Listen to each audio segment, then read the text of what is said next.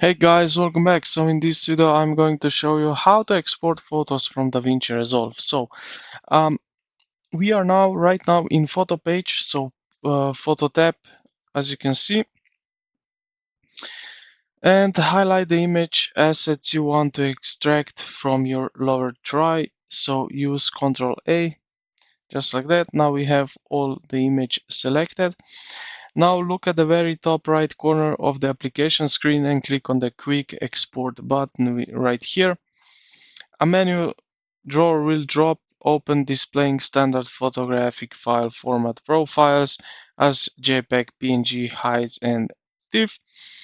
Now set your desired resolution. So let's go with JPEG. File, we have scale right here. We can adjust our quality also. Resolution is in PPI. So yeah, this one you need to adjust how you want it. Then what we have, we can file name, adjust file name, scale, and yeah, then we can hit export button and select where we want to save this pretty much album basically.